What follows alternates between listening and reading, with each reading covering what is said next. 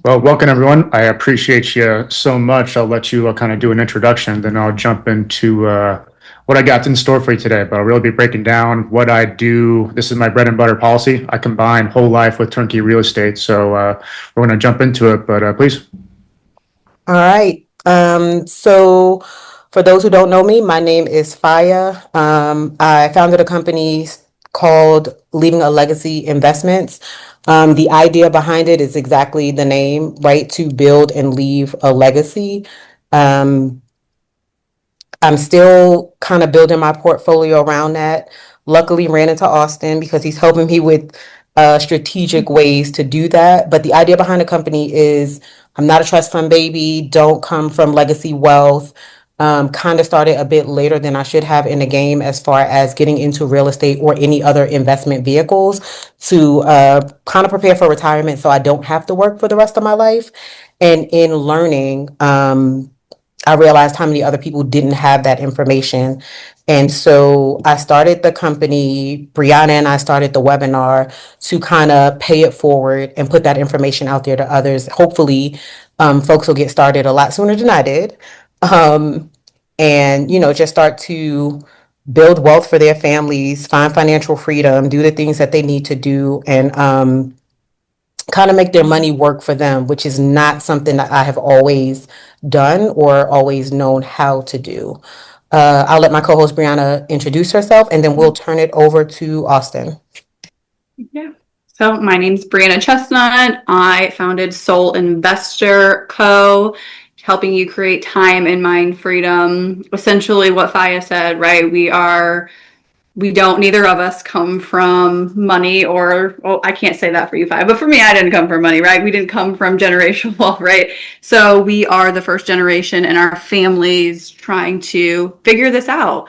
And we are connecting with people, doing research, and sometimes we felt behind or we felt overwhelmed. And we don't want other people to feel like that. We all start somewhere, and that's exactly why we started this webinar. Like, as we're learning and growing, we want you guys to be learning and growing with us. We don't want you to feel like, oh my God, I see her on social media and she's doing so many things. Well, no, not really. We're just like taking baby steps, learning one thing at a time. And we're bringing people along that want to give back and help and educate people as well. So that is why we have Mr. Austin on the line today. He is here to go over whole life and utilizing that. So Austin, I will let you give your formal background on yourself, but thank you so much. Welcome to episode 18 with us, guys, of Capital Conversations. I can't believe I'm saying that. We've come far, but yes, welcome, Austin. I'll let you take it from here. Awesome. I appreciate the intro so much, and thank you for having me on today. I want to start with the mission. I relate to what your mission is, and that's how me and Faya really got overlapped too. We also had a defense background, but not to jump in right so hard, but we're at a time and place in history where I think we all realize that corporations and governments are not going to save us. It is going to be people that are going to take care of people. And to really expose my core right at the rip, I struggled a lot with nihilism when I was at West Point. That was my military background. And as I was progressing through my military career too, I struggled a lot with nihilism because I felt like no matter what I could do, I really wasn't able to make any meaningful change. And that really spun me down a not so good path. I was very high functioning, but I struggled a lot mentally. And yeah, some of the feelings that I had were lack of control. I felt like no matter what I did, wasn't able to make any meaningful change. But as I started to increase my financial education and literacy, I started to uncover certain routes. And it's allowing me to not only scale as an investor, but also get to my greater why in a more efficient manner too. I teach jujitsu on the side. That's my passion. And then I have a little sister that's disabled too. So the jujitsu community and the disabled community are very near and dear to my heart. And what I do on the investing side directly ties into my estate planning that's allowing me to fulfill some of those philanthropic goals. I found that most people have some type of why like that. They want to give back. They want to start generational wealth. I didn't come from the best background either. You could be that person in the chain that turns the wheel for your family or whatever cause that you're passionate about. And we're going to be breaking down how you could do that today. But to kind of give you a bird's eye view of the flow that I got together, I got it tight about 15 to 20 minutes. I'll tell you a little bit more about my story, my background, how I got here. I will explain the turnkey model. I'm in a closing right now for a house. I do a close every about 2 to 3 months. So we'll go through some, no kidding numbers and look at some pro formas. Then we'll look at some other options, compare and look at whole life versus some other products like a high yield savings account or bonds, etc. And then we will look at the at my actual whole life policy, and we'll go through a case study so you could see some actual numbers and how this whole process works. So that's the flow today. Tying into my story, I'll start with the main issue that I had when I got into real estate, and it was my financial strategy was not in alignment with my goals. I was trying to go down this cash flow passive income path, but I was not aligned on that path, and I was driving the wrong vehicle for that destination. If you will, I was trying to take a Prius off-roading. And a little bit of my background, I was a former Army officer, I was a West Point guy, and really my strategy before was just dollar cost average the market. And that tends to be what we're taught. So I maxed out my 401k, my Roth IRA, my HSA, all the accounts like that. And then I stored extra money in a high yield savings account. The issue with that high yield savings account is there is no leverage and there is no tax planning. So I would save up to 30, 40K. And then once I made that down payment transaction, I would go back down to zero. And I'd rinse and repeat that process. And I got so frustrated because I was putting so much money away, but I was not scaling at the rate that I wanted to go at. So that really led me to go get my financial education because it's not taught. Even at West Point, it's not taught. So when I went about that process, I really learned the importance of leverage and tax planning. And that's what's integrated into this whole life and turnkey strategy. And, long story short, I used to do about one property per year, but now I do around 4 to 5 turnkey properties per year. And I was able to scale in a much more efficient manner. And it allowed me to reach my greater why in a much more efficient manner. And it took me to a place to now I help other investors set up similar strategies. So that's what I do with my consulting business. My primary lane was working with just real estate investors, really just kind of showing what I was doing before, but then transitioned to working with business owners as well too, because you could use a similar product in just a slightly different way, and there's a little bit different rules and regulations, but you could do the same thing as a business owner too. So that's the system that we're going to be breaking down. I'll start today with the turnkey. So we'll look at some pro formas and why I'm a big fan of that turnkey model. So going back to that passive income alignment and wanting to go down that passive route, I find most real estate investors get into real estate for some type of passive income. They don't want to be actively managing things. They want true passive income, sit on my butt and I want to collect money. That's kind of the whole point. But what people, this is where I started too. What tends to happen is you get involved in more active deals and then you get a bad taste in real estate in your mouth. That's what happened to me. I'm still self-managing 2 properties over in Texas, and they're the biggest pain in my butt. But with this turnkey strategy, this is kind of how it works. I buy exclusively from turnkey providers. They buy a bunch of distressed properties, they do a rehab, and then they sell them to investors on a premium. So all of the property management, all the tenant handlings, all of that is centralized with that property manager. So it's very hands-off. And if you're in the right location with the right people, the model can make a lot of sense. And these companies are very values forward, and that's why you have to be with the right people. They're focused on selling you 10 properties, not just one property. Typical turnkey providers, they're going to want to extract every single dollar they can off of one transaction. But that's not the model that these people use. They actually want to take care of you. They want to give you a relationship. And because they do that, they have people like me come on who are not connected to these people financially in any way, shape, or form, but we do free marketing for them because we have such good experiences. And then that is more beneficial for everyone in the transaction. The business, the tenant, and the investor, everyone is in a better spot because they take care of people. So that is the model that I use with the turnkey providers. And as I mentioned, I do a close every about 2 to 3 months. And I'll just show you a no kidding pro forma that I have up right now so you could see some real numbers of what this will look like. But to box you in, just to kind of give you an expectation, I like to buy in the Midwest and the South. Typical buy box, 150 to 200K, B-class neighborhoods, and around $200 to $300 a month cash flow. All in costs around 30 to 50K is typically what I do. So I will share my screen now. and we'll go through a couple example properties of what you could see. Hey, Austin, where are you located? Are you purchasing in where you live, or? Yeah, I don't buy where I live. I used to do that. I started with my VA loan and I was just house hacking. But every location that I want to live at, it's generally not where I want to invest at. Some of the areas I invest at are they're more cost effective. I would want to live in like Arizona. I live in Phoenix right now, but I don't do any investing over here. I've only stepped foot into one property that I own. That's my personal residence. Everything else is done out of state. My favorite areas right now, Indianapolis, I like a lot. Wichita for more appreciation, and there's some great places in Ohio as well too. And I'll show you guys, this is the website for one of my providers. His name is Mike. He has a company called Real Estate Done For You. And as I mentioned, he does all these rehabs on these properties. And as you could see here, scan the numbers, generally in line with that buy box that I was mentioning. So 150 to 200K, B class, around $200, $300 a month cash flow.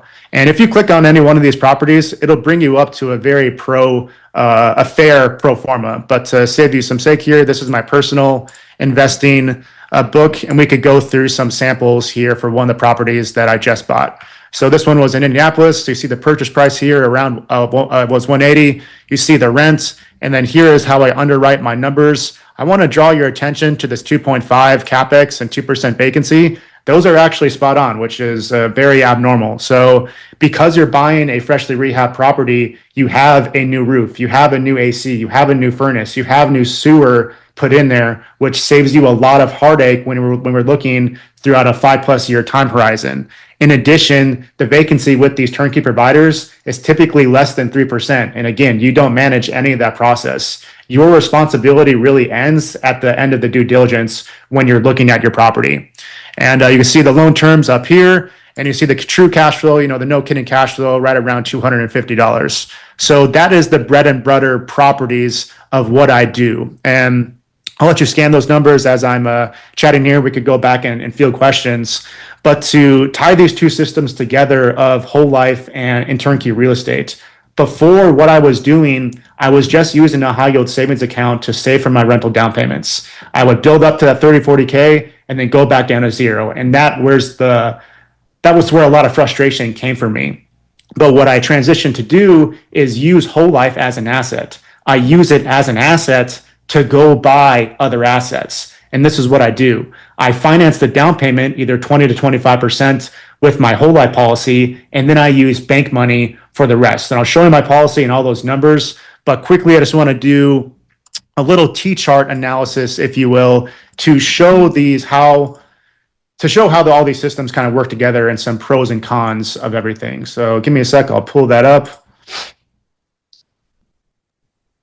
Will you go into like your whole life policy? You said you'll get into that, right? What whole life policy you utilize? Yeah, I will dive into that, and we'll talk the structure and everything. I really quickly just want to dive into some comparisons here, and then we'll get into the weeds, because very critical to that whole life policy, you have to set it up in a very particular manner. This is direct kind of what you should be looking for. With typical whole life, you won't be able to access the equity, aka cash value, inside that policy for the first 1 to 5 years. So if you put in $100,000, you wouldn't be able to touch that $100,000 for 1 to 5 years. It doesn't have to be like that. If you structure it in a particular way, you could get up to 90% of the capital you put in, and you could use that to go buy other assets. But you have to structure it in a very particular way, and it has to be a particular product. And we will hit all those points on what to look out for once we get into the weeds on my policy. So, but before we do that, I want to do a quick T-chart analysis between some different products here. And I mentioned before I was using a high yield savings account. So let's analyze the difference between using a high yield savings account versus using this whole life strategy really quick. So think about this. Capital has to reside somewhere, right? Typically, what we're taught is just to dollar cost average the market. So it could be in market accounts. It could be in government accounts to where you can't really access that money until you're 60, and there's really no tax advantages. Or it could be in a location to where you could actually use it and apply leverage. And when we're comparing a high yield savings account versus a whole life policy, With a high yield savings account, you are taxed the entire time. So you're taxed the entire time. And then once you build up to that down payment, once you make that transaction, you go back down to zero. There is no leverage. There is no ability to use other people's money. With whole life, you get a similar rate of return in there, but you get the ability to apply leverage. And it is a tax-free vehicle. So similar to a Roth IRA, but there is no early withdrawal fees. There is no penalties, and you could access that money at any time. And then you have the ability to apply leverage. You use other people's money, life insurance company money, to go buy assets while your money remains intact. And then getting into another, potential storage vehicle, we look at different retirement accounts. We look at different market accounts. And this isn't a hit on low cost index funds. I still invest in the market. You can see my personal allocations, how I lay my capital right here. I still do about 20% to the market, but you'll hear me say this time and time again, get your allocations in alignment with your goals. I used to do 70 to 90% a month into the market, and I wanted to increase my passive income and have things more passive. You're not going to do that if you're just maxing out your government accounts. And let's talk about the difference here between, the market versus a whole life policy. Average rate of return in a whole life policy throughout the whole life cycle of the policy is around 3 to 4%. So very similar to the market. But if we're just comparing rate of returns, looking at a whole life policy versus stocks, you may jump and say, hey, why would I do a whole life or a high yield savings account when I could get 8% in the market? But that 8%, that IRR calculation isn't capturing the full picture. And the key word here is called opportunity cost, or concept is opportunity cost. Opportunity cost from the tax benefits, the tax-free nature of this policy, and the leverage benefits. When you apply leverage, you get the ability to go buy different assets, i.e. turnkey real estate. That turnkey real estate has cash flow. It has additional tax benefits. If you're paying taxes in real estate, you may be doing it wrong. And then it also has additional leverage benefits. You build up equity and you could do cool things with that equity inside of your property. So all of that opportunity cost is not calculated inside that 1 year IRR. It's not accounted for. So again, this isn't an attack on low cost index funds, but it's get your allocations in alignment with your goals. Most people want to go down this passive income path, but they're not in the right vehicle for that goal. What I found through, trying different routes and everything is this vehicle, this whole life vehicle is a great way to get aligned on that passive income path and reach that destination in a more efficient manner. So that's some quick T-chart analysis. And now what I will do for you is show you, no kidding, one of the policies I have in myself. So, these are my actual numbers. This is all real stuff. And I'll show you how to read one of these things. And then we'll walk through a case study. I'll show you my numbers about what I did there that first year to buy 3 properties right away. So the specific product that you're looking at right here is a high cash value whole life insurance policy. There's many different types of insurance, and that's where the waters could start to get very convoluted.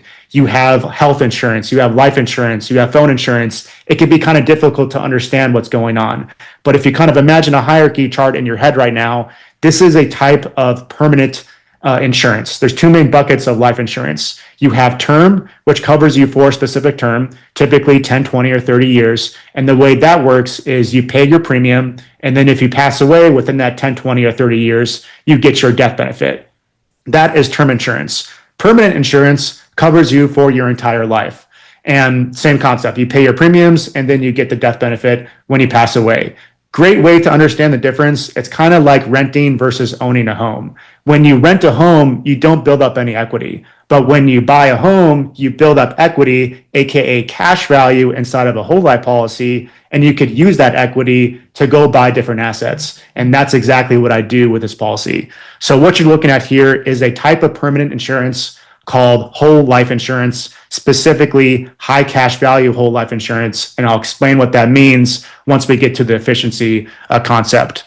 But with whole life insurance, there's really 2 main sides that you need to be tracking. On the left-hand side, you see guaranteed, and then on the right-hand side, you see non-guaranteed. The first 2 columns here are very self-explanatory. That's my age and then the year of the policy. And then you have the contract premium. Note, these are just my numbers. And you can have multiple policies on yourself too. I have clients that put in $200 a month. I have clients that put in $20,000 a month. It's all dependent on what you're trying to do and when you're trying to get there. So keep that in mind. These are just my personal numbers when I started getting started with this. But you'll also note there that first year is bigger than all the other ones. That's because you're allowed a one-time lump sum to actually fund this. So I'll tell you what I did here behind the scenes. I took some contribution dollars from my Roth IRA and my TSP, and I moved some of that money to fund my one-time lump sum. And because I took from my contribution dollars, my total tax bill was zero. I paid $0 in taxes in that movement. Getting back to that financial alignment conversation, I took some of that money that would have been, I couldn't access it until I'm 60, and I put that to work for me now. And I used that money to go buy properties, and I'll show you how I did that. But that is the contract premium there. And now jumping over to the next column here, we have the guaranteed cash value. You could think of this as the worst case scenario value that you will have access to inside of your policy. And as we're scrolling down here, you'll note that these numbers are always increasing and these numbers never lapse. Again, this is the worst case scenario value that you would have access to inside your policy. And then also, because you have a contract with the insurance company, you are guaranteed a death benefit. That death benefit will be paid upon the insured's death. And I don't plan on dying on anytime soon. I'm sure you don't either, but you could access a portion of that death benefit early if something were to happen to you. Honestly, I used to jump straight over this concept and go right to leverage, but there is an opportunity cost with health insurance or with life insurance. We all know what's going on with health costs across the nation right now. There is an opportunity cost that could happen if something like cancer were to happen to you. I'm sure you know someone with cancer. I certainly do. There is an opportunity cost associated with that death benefit. If something like that were to happen to you, you could access a portion of that death benefit early to cover whatever expenses that may come up. And then I mentioned what I'm doing behind the scenes with the jiu-jitsu community and disabled community. So you can put these life insurance policies inside of a trust, and you set the rules and regulations around that trust. And you could use this money. This is money that doesn't have to be saved up to in your real estate account or different government accounts. This is money that is given to you because you have a life insurance contract. So when we're talking protecting the next generation, building generational wealth, making an impact, this is all free money that is given to you upon your death. So if you want to steer the wheel for your family, it's a very important concept to talk about. Honestly, used to jump right over that, but it's worth mentioning here based on our values and everything. So that is the guaranteed side. Oh, please go ahead. Can I interrupt? Sorry. Yep. I like to interrupt with questions. Okay. Okay. So first, that was a big question I had lingering in my mind. Can you put this whole life policy in a trust? The answer is yes, and you should. Yeah, check it out. So this book here tells you exactly how to do that. It's called What Would the Rockefellers Do? It's a case study between the Vanderbilts and the Rockefellers. Two families you're probably very familiar with. Vanderbilts lost all their wealth within 2 generations. Rockefellers are still 7 generations and going strong today because they had a structure to protect their capital. And this is what the structure is. Trusts hold holding companies hold different assets. Most important asset is that properly structured and funded whole life insurance. So when someone passes away, that death benefit goes back into the trust system. And if you have kids, maybe you're worried about them, burning through it, you set the rules and regulations around that trust. So you could have some controls on what you do there, and it could be applied to any passion. For me, a certain amount of my trust is dedicated towards those philanthropic communities I was telling you about before. What was the book called again? What would? Yeah. What Would the Rockefellers Do by Garrett Gunderson. I'll make sure to drop my Vault link. It has all my best stuff, all my best videos and resources, and this is in there too. So I'll make sure that you get that in the description and everything. Okay, and then I have another question. So you were talking about the higher premium at the beginning of the whole life insurance policy. Yeah. So you essentially have to have a large lump sum to start this whole life insurance policy, or no, that's inaccurate. Oh, thanks for bringing that up. You have the ability to. You don't have to. You don't have to do that one-time lump sum. But what's great about that one-time lump sum, we'll get this as we get into the cash value, but if you drop in that one-time lump sum, it's going to increase the efficiency of your policy. We'll cover efficiency in a minute, but it's going to give you more access to your money. It basically goes straight to the cash value. It goes straight to the equity that you're able to access. So that's why I like dropping in those one-time lump sums. But again, not necessary. You don't have to. I just like doing that because I moved money to where I couldn't really access it to where I could access it. And that's what I use to buy these properties. Okay, understood. And then another question is, I understand the difference between like term, universal, and whole life. I get the three different ones. But I think you mentioned, and correct me if I'm wrong, there's different types of whole life insurance policies, and one you can utilize leverage and one you cannot. What is that difference? So there's, thanks for bringing that up too. There's whole life is a type of product, but there's many different types of designs that you could have. What you're looking at here is a high cash value design. And we're just about to jump into this. With normal whole life, with the money that you put in, you would see a zero here for the first 1 to 5 years. So this is a very particularly designed type of whole life insurance that's allowing you to get that high efficiency, allowing you to access that capital right away. This is not the norm with most life insurance. Okay. So that's what I was saying, kind of before we started. The whole life policy that I have now was not set up to use as a vehicle for real estate investment. So it's not properly set up, which is why I'm going to keep that one for the purposes that it's currently for, and then open the new one designed this way so that I can use it for the real estate investments. Yep, you got it. Any other questions there?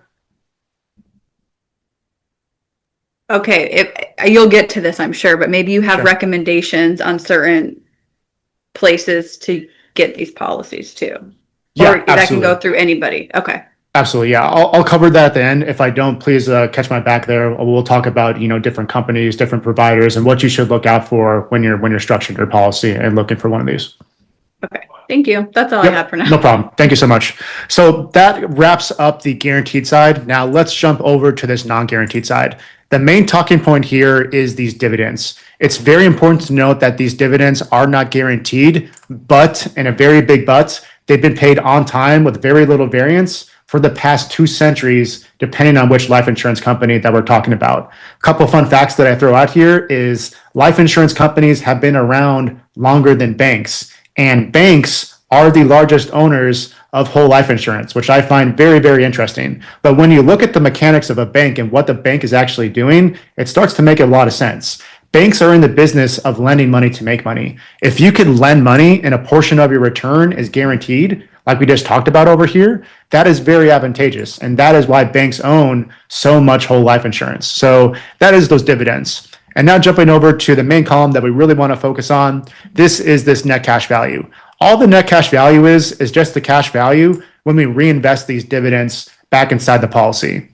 And I'm sure you guys know how compounding interest works, but just to highlight the power here, let's go down to age 62. I put in 1.6 million, or I have $1.6 million of cash value versus 3.6 million. Again, that's showing you what happens when we reinvest these dividends into the cash value. And then finally, we have the death benefit, which is just the death benefit with the incorporation of those dividends again.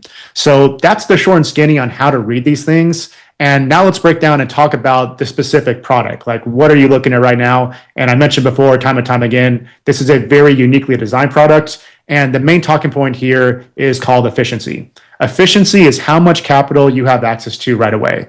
So you'll see here this first year, I put in 170 and I had access to about 150.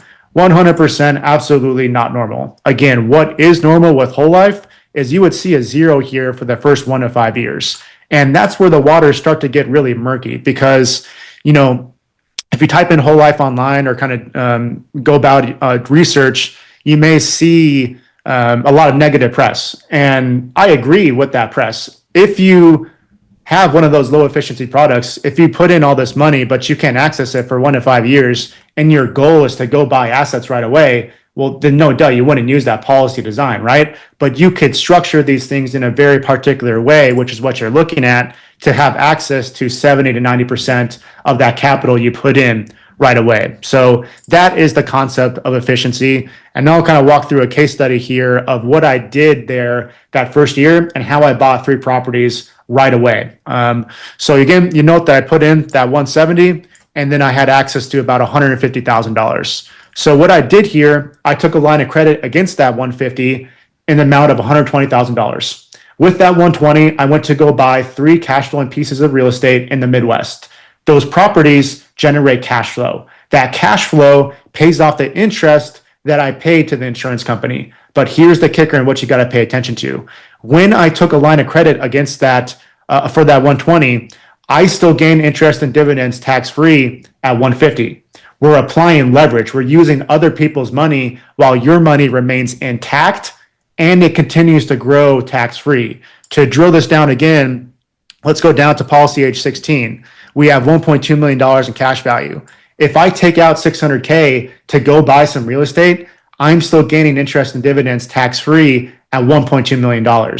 So again, we're duplicating those dollars. We're applying leverage and tax advantages, 2 things that were critically missing from my previous strategy. What I was doing before, I would save up to that 40, 50K, go back down to 0. 40, 50K, go back down to 0. And you're taxed the entire time.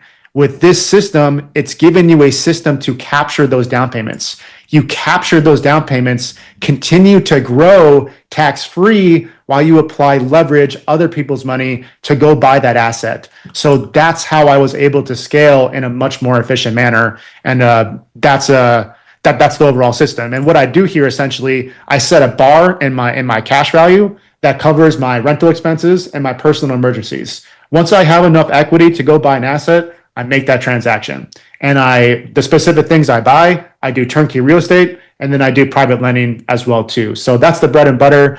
And really quickly, I want to show you this concept too, because the number one question people have is, what if I don't want to pay the policy? What if I want to kick it to the curb? What are my options if I don't want to fund this thing anymore? And I will show you some options that you could do. I just have to pull up a different illustration. Just give me a sec.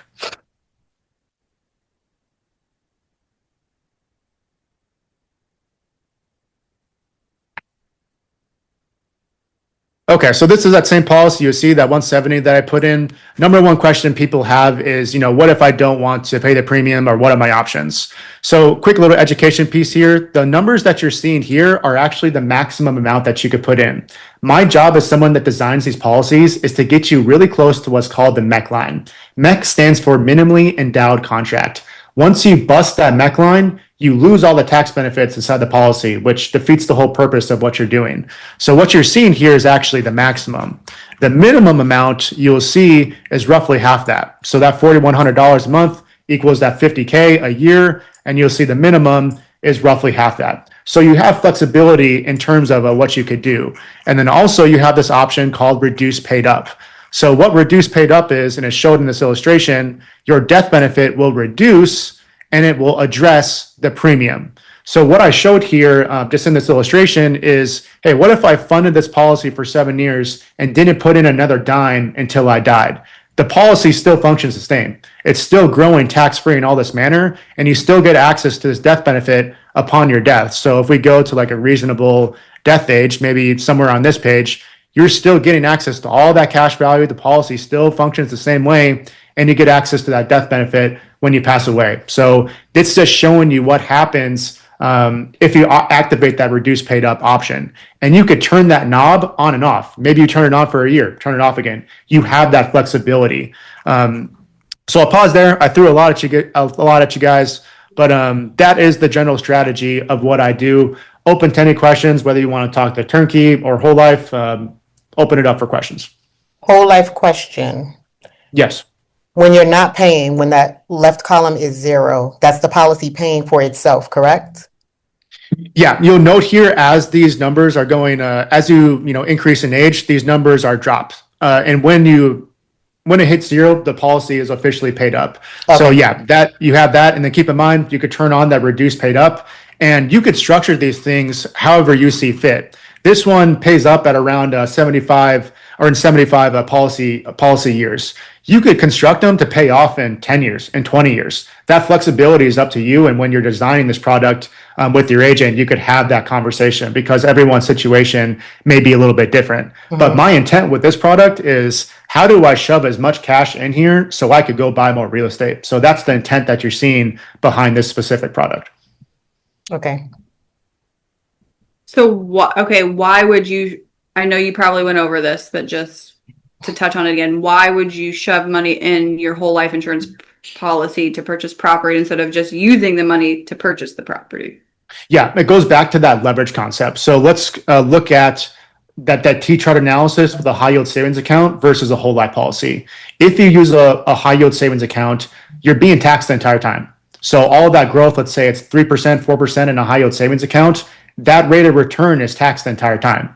All the growth inside this policy is not taxed. So that's a major advantage. And then the second advantage is you have the ability to apply leverage. What I was doing before, I would save up to that down payment. And when I made that down payment transaction, I ran the card, your balance is zero. If you have 40K in your savings account, you go finance a down payment, your balance is going to read zero after you do that. It doesn't have to be that way. You could apply leverage while your cash remains intact and continues to grow tax-free. So there's opportunity cost in there, opportunity cost from the tax benefits and the ability to apply leverage. And then once you apply leverage, once you use that other people's money to go buy assets, you have all the benefits of whatever asset that you're buying. If we're looking at turnkey real estate, you have cash flow, you have additional tax benefits inside real estate, and you have the equity that you could gain inside real estate. All of that equity is also tax-free as well too when you take it out. So when we combine all that together, that is the reasoning why I like this vehicle versus a standard high yield savings account to save for down payments. And again, this is worth mentioning. This isn't a hit on different products. It's get your allocations in alignment with your goals. I still invest in the market. I still do private lending, but it's get your allocations for what in alignment for what you are trying to do. Okay, I'm just very curious. Was there a specific thing that led you to this path? Yes. So I was always a big fan of mentorship and networking. So I always had this vision. I mentioned what I'm doing behind the scenes with the jiu-jitsu and disabled communities. And before, my vision was just to open up a brick and mortar jiu-jitsu facility. So me and my friend were going to coach out of it. It was going to be this thing because I feel jiu-jitsu is such an important aspect. It's made such a tremendous impact in my life. I wanted to give that gift back to people. But I realized as I was, increasing my financial education, I realized I could do this on a way larger scale. And what I do now is I could fund gyms for free. I could give gyms away for free, or people could take from my Rockefeller style family bank at 0%, at 1%, 2%, so they could get to their why quicker. So what I would do when I was starting investing, in every real estate transaction that I made, I'd bring my allocations to the table, to the realtor, to the CPA, to everyone. I'd be like, hey, what do you think of my strategy? Here's where my capital is. Like, what do you think about this? And then eventually I had a conversation on leverage that completely changed everything for me. And I mentioned those feelings of frustration that I was having. It took me it was a big ego check moment for me because I thought I had everything figured out. And politics is really similar to finance in that world. We tend to get trapped in our ideologies. And that was very true for me, if you will. I kind of made a video about this, but I had an S&P 500 MAGA hat on, if you will, or I had S&P 500 blue hair. You couldn't convince me otherwise that dollar cost averaging the S&P 500 was not the optimal solution. So I had to look in the mirror and actually check my ego. And that's what allowed me to go pursue my financial education, where I learned leverage and tax planning. Without that ego check or me bringing that to the table, I wouldn't have learned those lessons. I feel like it's indicative of the entire broader conversation. We know what we know, we don't know what we don't know, and we go by what we learn and what's shoveled down to us. So everybody has this mindset that you already have to have so much capital accessible to you to get into real estate, which is what a lot of us thought in the beginning, right? Without having these conversations, having those ego checks, financial literacy, adding all these tools to the toolkit to understand that you do have resources available to you now that you can use to get into real estate. I literally have someone on my phone right now saying, I wish I could afford to get into real estate. And I'm telling him, that's why you need to be on these calls, because the people we have here are teaching people in your position, in my position, in everyone's position to leverage where you are and what you have now to get to where you are trying to go. And people are Yeah. still like missing out.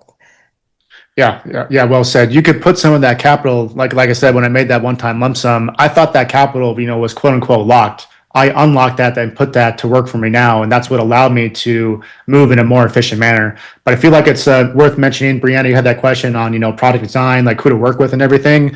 Let's tie that into the conversation, because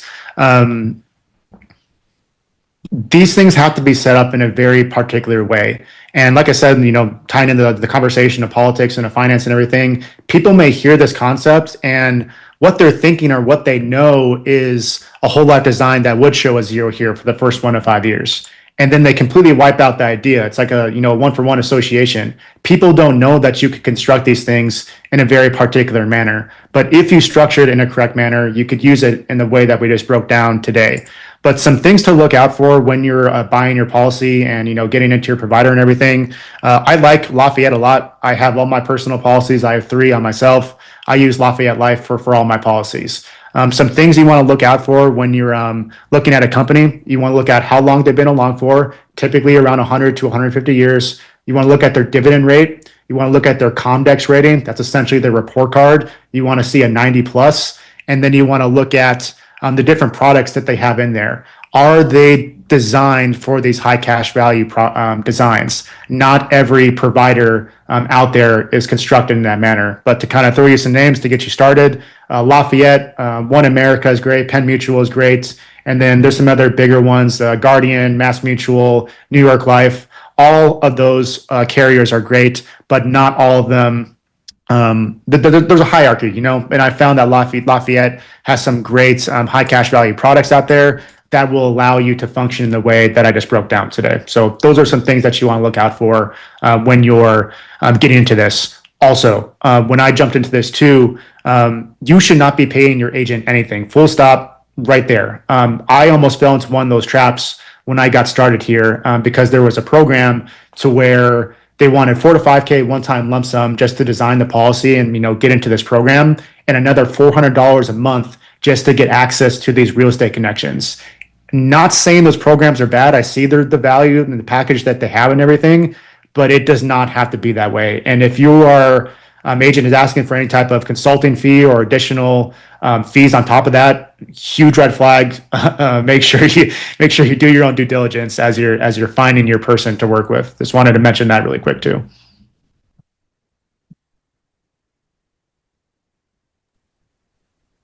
I worked for New York Life for a very short period of time, and that's how I learned about all the different policies. They are a great company. I do know that. Yeah. New York Life was great. I was going to make my first policy with them. Lafayette a little bit more higher cash value, but yeah, New York Life still a great company. And for everyone else logged on, if you have questions, you can also drop them in the chat and we'll throw them out there for you.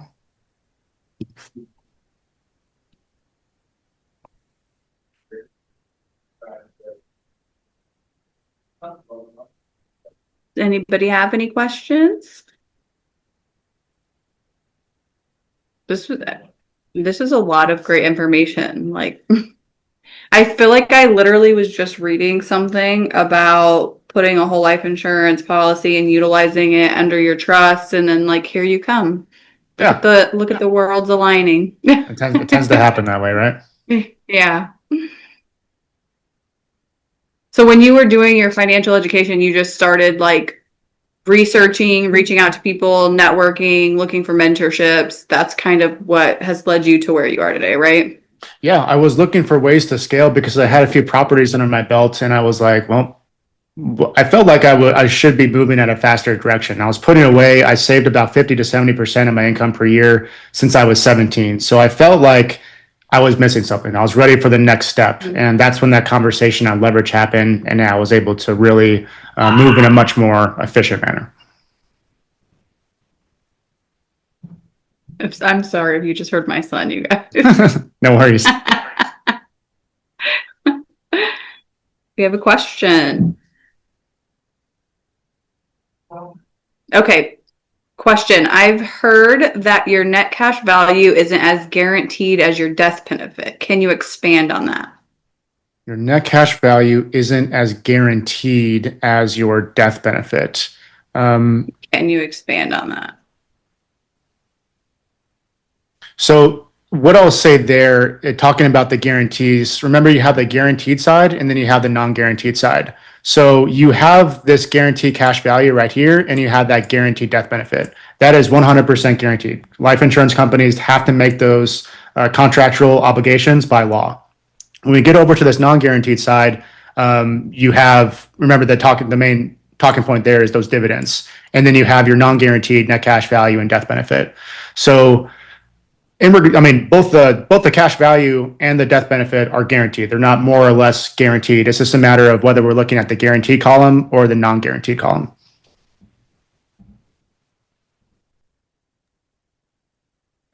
That answers I was going to say that if that answers your question, good. Otherwise, you can unmute. Yeah, I got a thumbs up from the thingy, so I think I got it.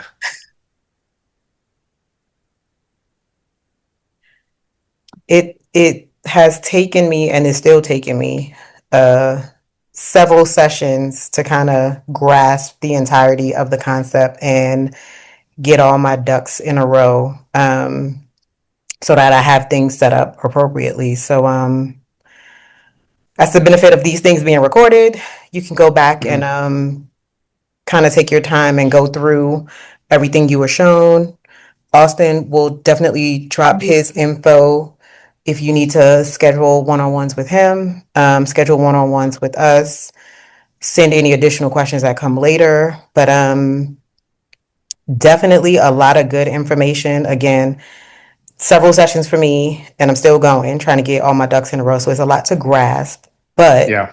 It's actually an amazing strategy. Hey, I appreciate you, and I'll plug this resource really quick before we get off. I created something that's called The Vault. The Vault has all of my best stuff relating to this whole strategy that we broke down today. It's broken down in a very concise manner, so it has my 2 favorite videos, my 2 favorite books, and all of my in-depth videos, all in a very sequential path. So I take notes on every single book that I read too, that you may see in my camera. All those raw notes are on there too. So if you want to get into the weeds, all that's in there. In addition, I have outside resources, outside podcasts. I have a personal podcast as well too. All of that information is inside the vault. So you could scan my website on there too. And this recording will be up there on my podcast and the team's podcast too. So good stuff there. And if you have any questions, just you could book a call on any of those links that I mentioned. Do you have a screen to share those links, or can you drop something in the chat for us? Yeah, let me drop that one-stop vault really quick, and then whenever we drop the video, I'll be sure to include that as well too. But just give me a sec. And for good measure, I'll add it in the email that we shoot out once the videos are uploaded to YouTube. Okay. Okay. There you go, guys. There's the vault. And then are you on any social medias? Like, do you want to shout out your social medias? Yeah, everything is at It's Austin Johnson. All those links are in there too. But Instagram, Facebook, LinkedIn, Spotify, YouTube, everything's up there. New on the social media. I really just started that to put out my mission with the disabled and jiu-jitsu communities. But yeah, everything is live there. Perfect. Any more questions from our good people?